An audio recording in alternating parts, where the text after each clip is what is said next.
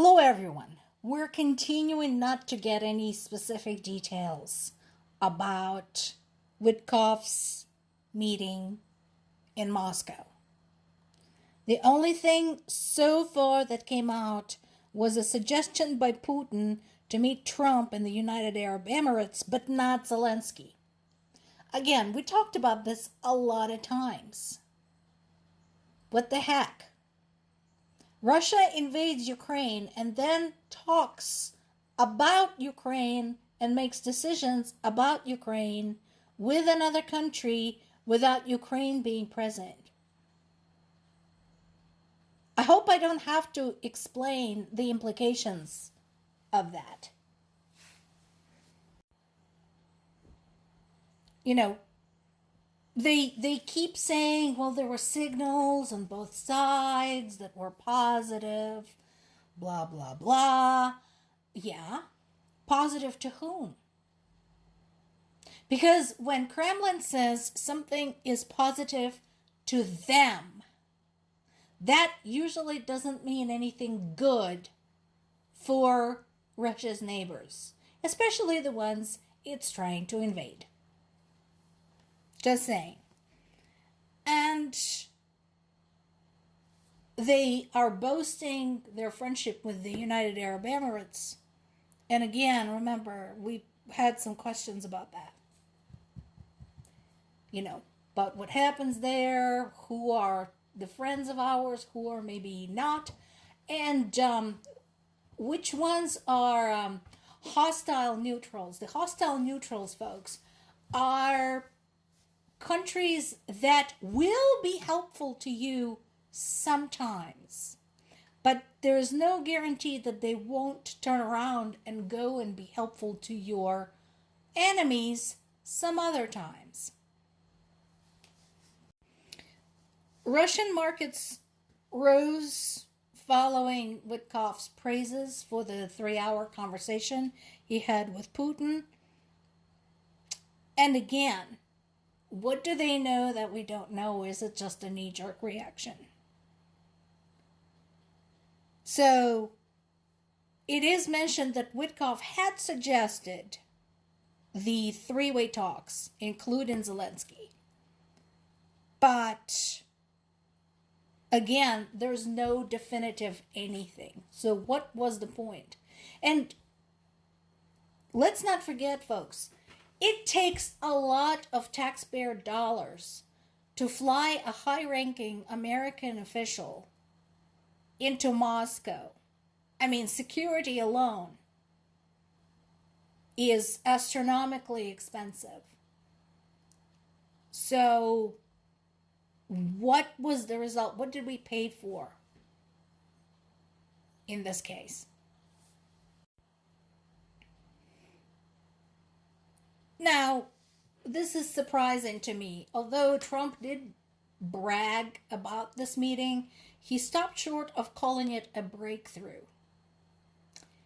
Which makes me wonder, did he write that or did someone write it for him? Because it's not the usual bombastic style and there are not enough all caps. So, we'll see. Now, this is a great article. It's on the BBC website. Strongly recommend reading this. This is a more grounded view of what is going on. And the headline says it all. Why Trump-Putin talks unlikely to bring rapid end to war in Ukraine. Because that is true. It is unlikely to end the war. Because of Russia, basically. That's their main theme here. Russia started the war in stages. First, it started it by interfering in Ukraine's trade relations with Europe. Then it started it by annexing Crimea. Then it started it by invading Ukraine's southeast. Continued by shooting down a passenger airplane for Malaysian Airlines. And then it continued by some years later unleashing a full-scale invasion. That's the short answer why this is not just going to change overnight. And so, right now, their position is different compared to 3.5 years ago when they first invaded, because things didn't go to plan. There was no triumphant parade in Kiev. There was no open arms. There were no greetings, nothing. Ukrainians banded together and went to fight. And they're fighting still, like a bunch of angry buzzsaws.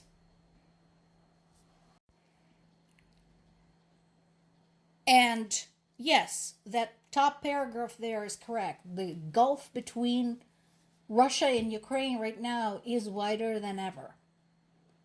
In the past, while Ukrainians harbored some resentment against the Russian nationals, there were no hostility. Mostly it was rooted in history when Russia betrayed Ukraine. That was a long time ago. That was back in the 12th, 13th century. You wouldn't remember that. When Russia invaded Ukraine and basically made Ukraine its appendix, Ukraine and Belarus to some extent.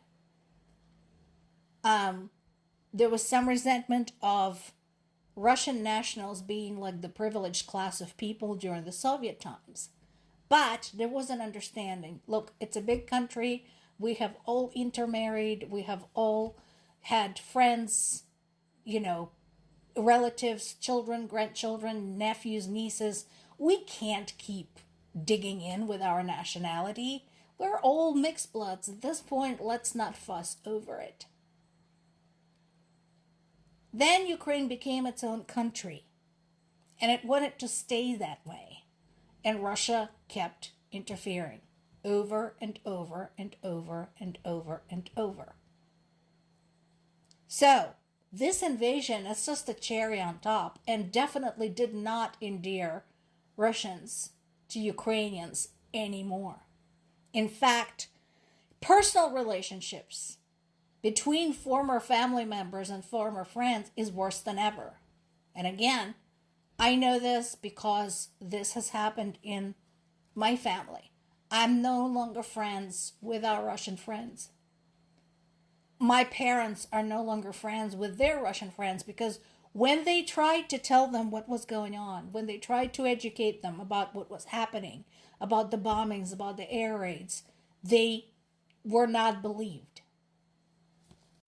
And here is a note from a Russian political analyst, Tatiana Stanovaya.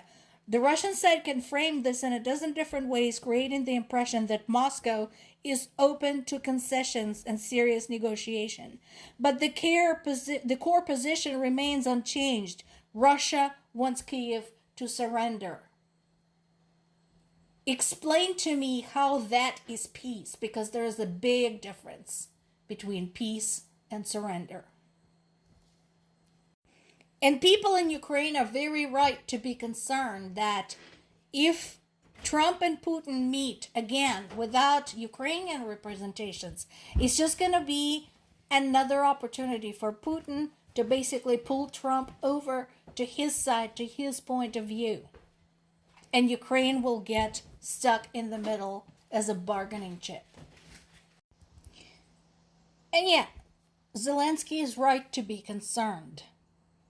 Don't let Russia deceive us in the details.